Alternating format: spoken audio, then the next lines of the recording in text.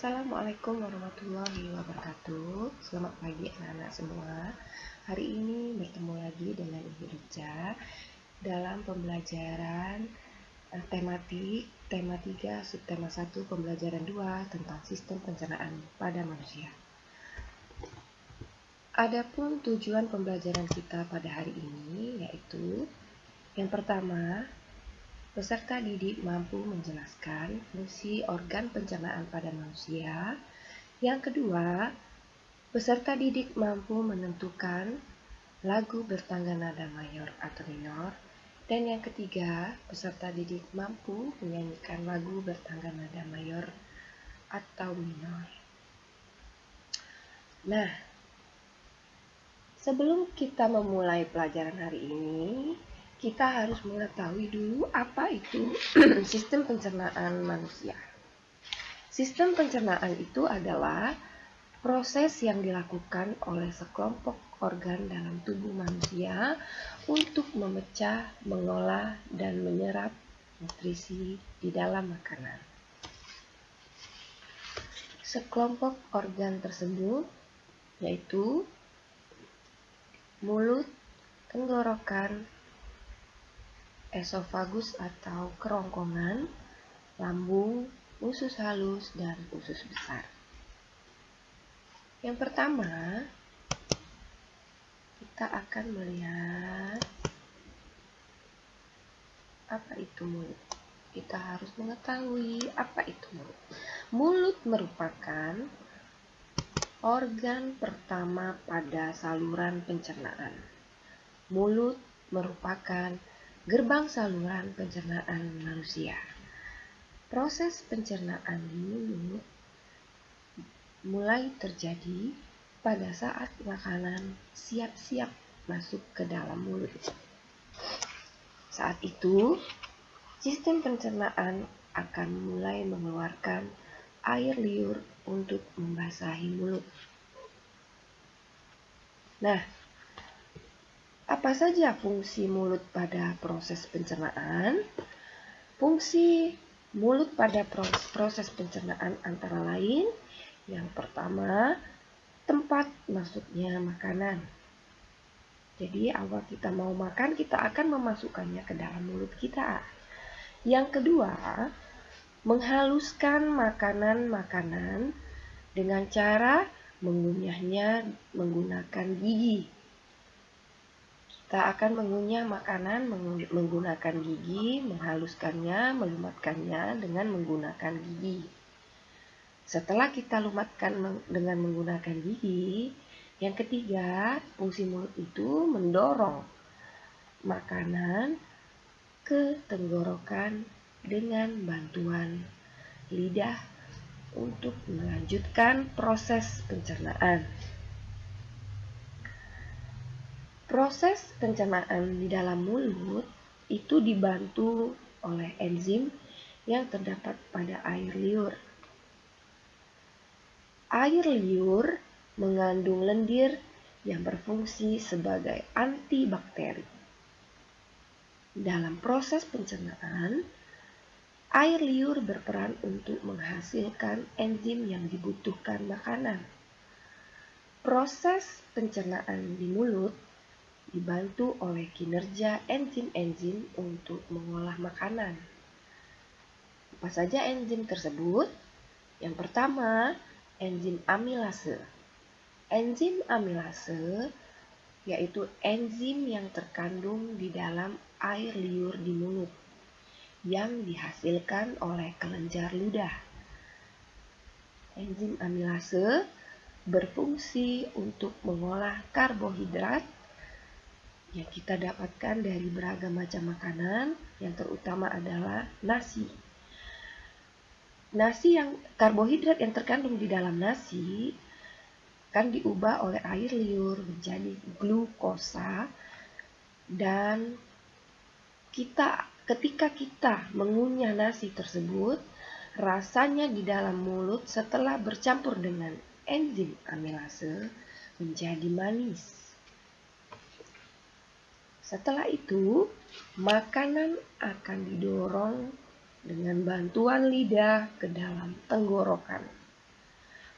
Nah, tenggorokan, di dalam tenggorokan,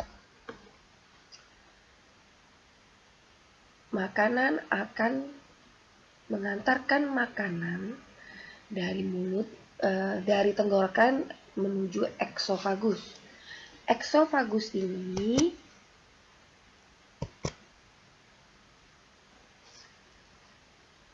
terletak di bawah tenggorokan. Di dalam tenggorokan terdapat dua rongga, yaitu yang pertama, rongga yang mengantarkan makanan ke eksofagus, dan satu lagi, rongga pernapasan. Maka, saat makanan mulai masuk ke tenggorokan, ada dua hal yang mungkin akan terjadi. Jika makanan lewati jalur tenggorokan yang benar, maka makanan akan sampai di eksofagus dan melanjutkan proses pencernaan.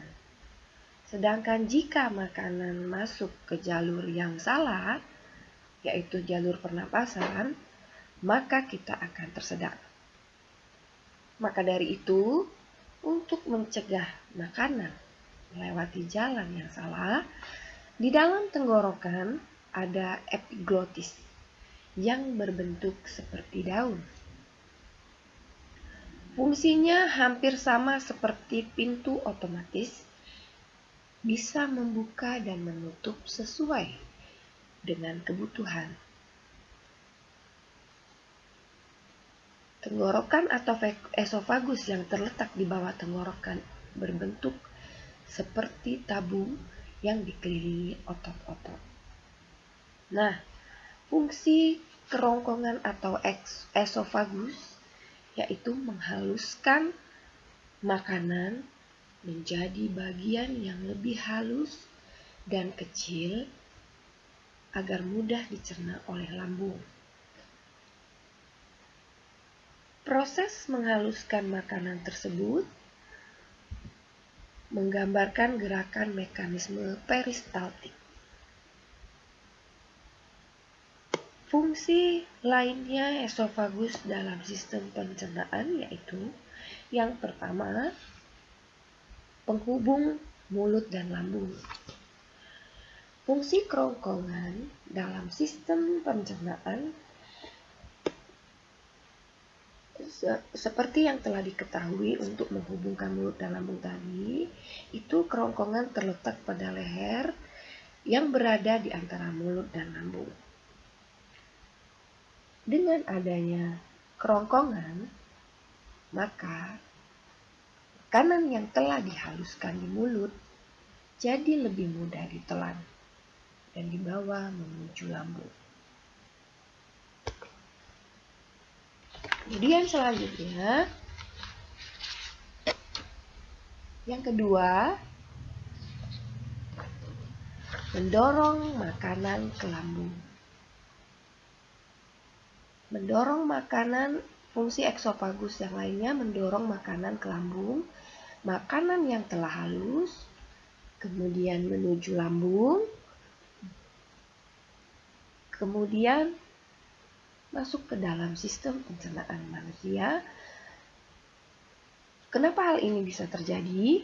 Hal ini dapat terjadi karena otot-otot yang ada pada kerongkongan akan berkontraksi dan menghasilkan gerak peristaltik saat sedang menelan makanan ataupun minuman. Yang ketiga, mencegah asam lambung. Di dalam sistem pencernaan, kerongkongan berfungsi mencegah naiknya asam lambung. Fungsi ini dilakukan oleh lower esophagus atau esofagus bagian bawah kerongkongan. Yang ketiga, organ pencernaan yang selanjutnya adalah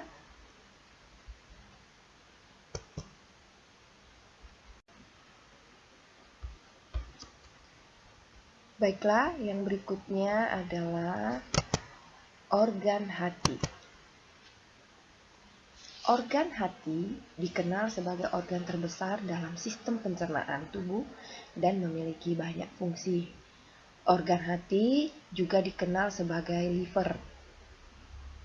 Perlu diketahui bahwa organ hati tak hanya membantu jalannya proses pencernaan, tetapi juga memegang peranan penting dalam sistem peredaran darah.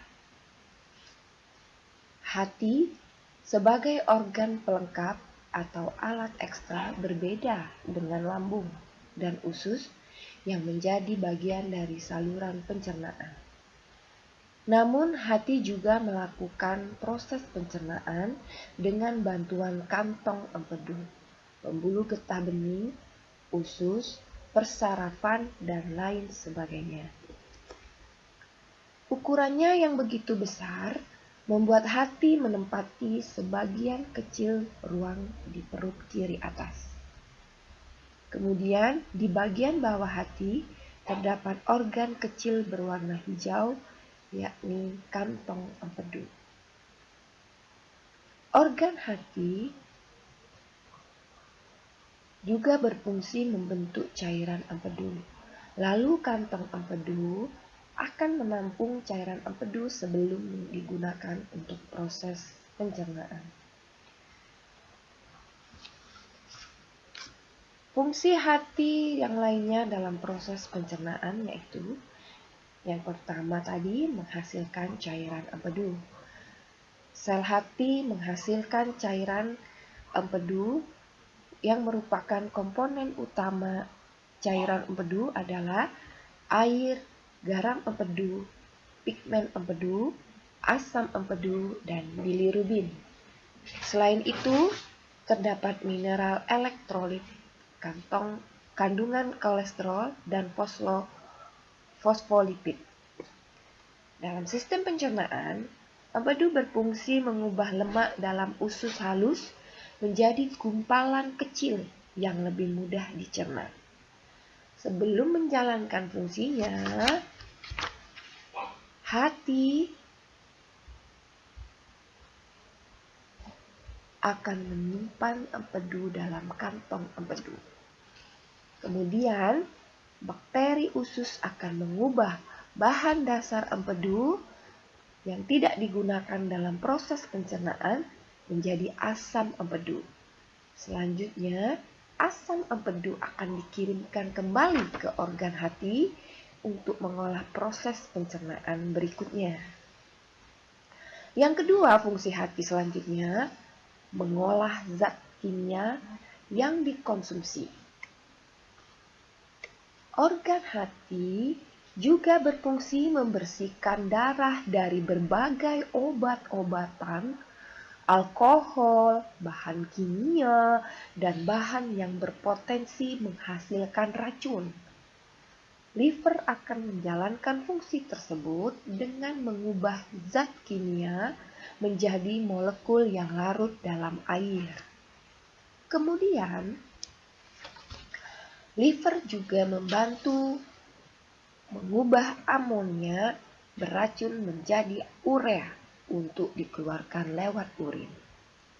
Dalam mengolah zat kimia, kemampuan liver dipengaruhi oleh usia, faktor genetik, jenis kelamin, kesehatan hati, dan kesehatan ginjal. Kemudian, fungsi hati yang ketiga yaitu merombak sel darah merah. Perlu diketahui bahwa sel darah merah di dalam tubuh kita memiliki kadaluarsa umur sekitar 100 sampai 120 hari. Kemudian, sel darah merah yang sudah dianggap tua atau kadaluarsa akan dirombak melalui sel dalam organ hati. Sel darah merah yang dirombak akan mengalami perubahan menjadi biliverdin. Lalu, biliverdin tadi akan bercampur dengan zat lain dan berubah menjadi bilirubin. Selanjutnya, bilirubin akan dialirkan ke darah. disaring oleh ginjal, dan dikeluarkan lewat urin. Zat tersebut akan membuat urin tampak berwarna kekuningan. Yang keempat, fungsi hati menyimpan cadangan energi. Organ hati memiliki fungsi sebagai tempat menyimpan cadangan energi. Ketika mencerna karbohidrat, organ hati akan menstabilkan kadar gula darah dalam tubuh manusia. Saat gula darah tinggi, organ hati akan menyaring gula dari darah, kemudian menyimpannya sebagai cadangan energi dalam bentuk glikogen. Ketika kadar gula darah menurun, organ hati akan membantu memecah kembali cadangan energi yang ada dalam tubuh. Glikogen yang disimpan akan dipecah menjadi glukosa dan dilepaskan kembali ke aliran darah. Organ hati juga akan melepaskan beberapa vitamin dan mineral yang jika dibutuhkan oleh tubuh. Kemudian, saat gula darah kita sudah sangat rendah, tubuh akan mengambil cadangan energi yang berasal dari lemak. Organ hati juga mampu mengubah lemak menjadi bahan energi sebagai pengganti gula. Nah, untuk fungsi hati yang selanjutnya, yang kelima, yaitu mengatur berbagai mekanisme pada darah. Selain menyimpan cadangan energi, organ hati juga menghasilkan protein yang dapat membantu penggumpalan darah dan pengangkutan oksigen. Organ hati membantu menyimpan zat besi yang diproses oleh hemoglobin, yakni protein khusus yang dapat mengikat oksigen pada sel darah merah. Yang keenam, fungsi lainnya, selain fungsi-fungsi 1-5 tadi, yaitu menghasilkan cairan empedu, mengolah zat kimia yang dikonsumsi, merombak sel darah merah, menyimpan cadangan energi, kemudian mengatur berbagai mekanisme pada darah. Organ hati juga memiliki fungsi lainnya, yaitu yang pertama, organ hati mampu menghasilkan kolesterol dan protein khusus yang berguna untuk membawa lemak ke seluruh tubuh. Kemudian hati juga membantu mengatur sejumlah asam amino dalam darah yang akan menjadi cikal bakal protein pembentuk tubuh. Kemudian berikutnya fungsi lainnya organ hati yaitu mencegah infeksi dengan membentuk berbagai faktor imun dan membuang bakteri dalam darah. Nah, itu tadi merupakan fungsi hati. Kemudian selanjutnya organ pencernaan pada tubuh kita yaitu lambung. Ini adalah bentuk lambung kita. Lambung terletak di atas sisi perut bagian kiri dan terhubung ke usus halus. Ukuran lambung setiap orang berbeda, tergantung dari komposisi dan jumlah makanan yang masuk ke dalamnya. Alat pencernaan lambung memiliki fungsi antara lain yaitu yang pertama, mencerna makanan menggunakan proses pencernaan kimiawi, di mana makanan pencernaan kimiawi di mana makanan akan dicerna oleh enzim dalam getah lambung yang dihasilkan oleh sel-sel kelenjar dinding lambung. Kemudian yang berikutnya fungsi lambung menghasilkan enzim-enzim tertentu, antara lain pepsin, renin, dan klorida. Enzim-enzim ini yang membantu proses pencernaan kimiawi. Saat sudah dicerna oleh lambung, ya, konsistensi makanan sudah berbentuk menyerupai pasta atau cairan. Baiklah, yang selanjutnya organ pencernaan dalam tubuh kita yaitu usus. Usus terdiri dari dua bagian, yaitu usus halus dan usus besar atau kolon. Dalam proses pencernaan, usus halus dibagi menjadi 3 yang memiliki fungsi masing-masing, yaitu yang pertama usus 12 jari berfungsi untuk terus memecahkan dan mengolah makanan. Yang kedua, jejunum berfungsi melakukan penyerapan nutrisi makanan ke dalam aliran darah. Yang ketiga, ileum merupakan pintu akhir dari usus halus. Ileum berfungsi sebagai pengantar sisa makanan yang belum diproses oleh usus halus ke usus besar. Di dalam melakukan proses pencernaan, usus halus dibantu dengan enzim yang diproduksi oleh pankreas dan hati. Di usus besar, makanan yang berupa sisa-sisa dari pencernaan yang masuk diproses lagi di usus besar.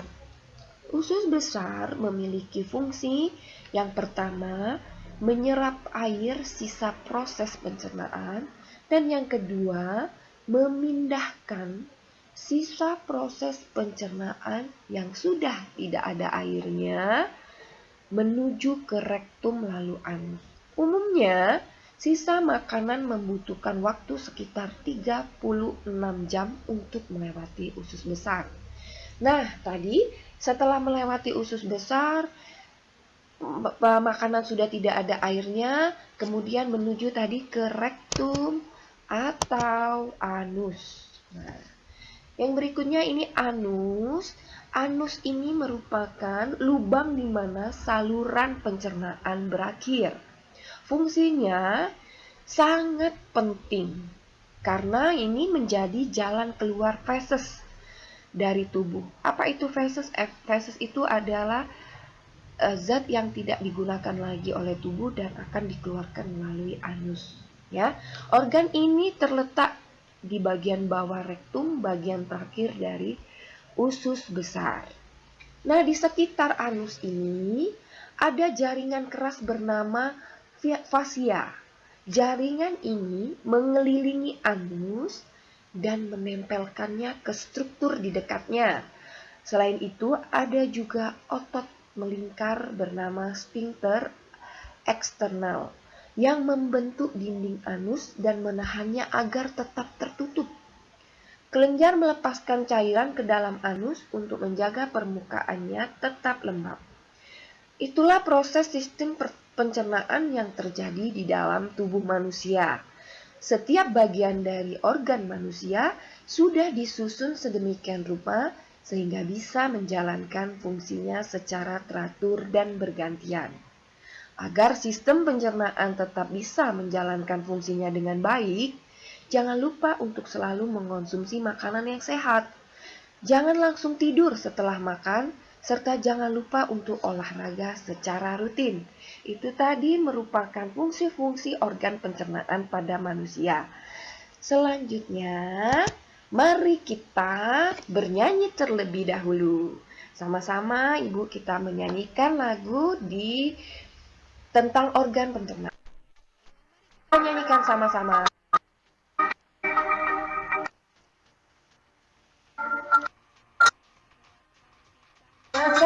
Jangan lupa cuci tangan, lanjutkan membaca doa. kepada Allah semata setiap saat waktu. Energi dari makanan yang kita cerna dari mulut.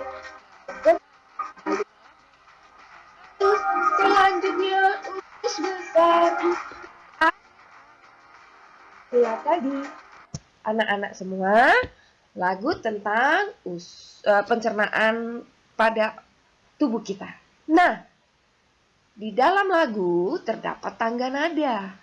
Kita akan mempelajari jenis-jenis tangga nada. Yang pertama ada dua, yaitu yang pertama tangga nada diatonis mayor. Yang kedua tangga nada diatonis minor. Nah, apa itu sebelumnya tangga nada? Tangga nada itu susunan nada yang berjenjang berasal dari nada-nada pokok sebuah sistem nada. Secara singkat, nada itu diartikan susunan dari sebuah nada secara berjenjang. Ketika bermusik, tangga nada diatonis ini sangat berperan penting ya, supaya musik yang diciptakan dapat terdengar indah dan harmonis. Jika kamu suka bermain piano, nada-nada dalam piano dan organ musik lainnya juga termasuk dalam sistem diatonis. Nah, tangga nada dimulai dari nada dasar sampai dengan nada oktav, yaitu do, re, mi, fa, sol, la, si, do. Penyusunan nada dalam tangga nada didasarkan pada jarak nada tertentu. Misalnya, terdapat yang berjarak satu nada dan ada pula yang berjarak setengah nada. Jarak yang dikenal sebagai internal tersebut menentukan kemungkinan variasi nada dan jenis tangga nadanya. Tangga nada diatonis salah satu jenis tangga nada dalam dunia musik. Nah, istilah diatonis ini berasal dari kata dia yang berarti dua dan tonis yang berarti hal yang berhubungan dengan nada. Hal itu karena dalam tangga nada diatonis terdapat 7 nada. Bila dirinci terdapat 5 nada berjarak sama dan 2 nada berjarak setengahnya. Tangga nada diatonis mayor diawali dengan nada C atau Do. Susunan tangga nada mayor biasanya akan menimbulkan kesan riang, bahagia, dan bersemangat seperti lagu yang kita nyanyikan tadi. Jenisnya tangga nada diatonis mayor. Nah, contoh-contoh judul lagu lainnya yang bertangga nada diatonis mayor yaitu antara lain Berkibarlah Benderaku, Bintang Kecil, Bangun Pemudi-pemuda, Gebiar-gebiar, dan Balonku. Itu adalah contoh antara lain contoh-contoh lagu bertangga nada diatonis mayor. Sementara itu, yang kedua ini ada tangga nada diatonis minor. Tangga nada diatonis minor ini diawali dan diakhiri dengan nada A atau La. Susunan tangga nada diatonis minor ini akan menimbulkan kesan sedih, suasana sendu, dan haru. Nah, contoh judul lagu yang bertangga nada diatonis minor antara lain Syukur, Bagimu Negeri, Indonesia Pusaka, Ambilkan Bulan, dan Bintang Kejora. Itu tadi contoh-contoh tangga nada diatonis mayor dan minor. Kemudian yang berikutnya, kalian itu tadi sudah kita pelajari tentang organ-organ pencernaan pada tubuh manusia serta tangga nada diatonis yang terdiri dari tangga nada diatonis mayor dan tangga nada diatonis minor. Untuk hari ini penugasan Ibu Rica minta tolong kalian yang pertama buat bagan alur perjalanan makanan pada manusia dari mulut sampai ke anus. Kemudian kalian kirimkan ke Google Classroom. Tulis penyimpanannya dengan judul Tugas Bagan Pencernaan Manusia. Nah, kemudian yang kedua tugasnya kalian membuat rekaman suara kalian menyanyikan lagu wajib Kemudian yang kedua, buat rekaman suara kalian menyanyikan lagu wajib bertangga nada diatonis minor. Kemudian juga kirimkan ke Google Classroom dengan judul tugas menyanyikan lagu diatonis minor. Kalian bisa pilih contoh yang sudah Ibu sebutkan tadi, antara lain Syukur, Bagimu Negeri, Indonesia Pusaka, Ambilkan Bulan, atau Bintang Kejora. Nah, setelah kita mempelajari tentang organ pencernaan dan tangga nada tadi, kita dapat menyimpulkan bahwa pelajaran hari ini kita dapat simpulkan bahwa pertama, ada 6 organ pencernaan pada manusia dengan fungsi yang berbeda-beda. Yang kedua, kita harus selalu makan makanan yang sehat dan berserat agar pencernaan kita lancar. Dan yang ketiga, kita dapat mengetahui jenis lagu bertangga nada mayor atau minor dengan cara menyanyikannya. Apabila riang dan gembira, bahagia itu merupakan tangga nada mayor. Dan apabila sendu, sedih, dan haru itu merupakan contoh tangga nada minor. Baiklah, sekian video pembelajaran Ibu pada hari ini. Semoga kalian semua dapat belajar di rumah dengan maksimal di masa pandemi ini. Dan tidak lupa pula Ibu Rica mengingatkan, jangan lupa 3M, mencuci tangan,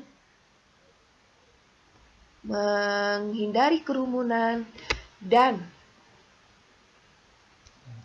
menjaga jarak. Ya, anak-anak semua, Ibu harapkan kita selalu sehat di masa pandemi ini. Terima kasih. Selamat pagi. Assalamualaikum warahmatullahi wabarakatuh.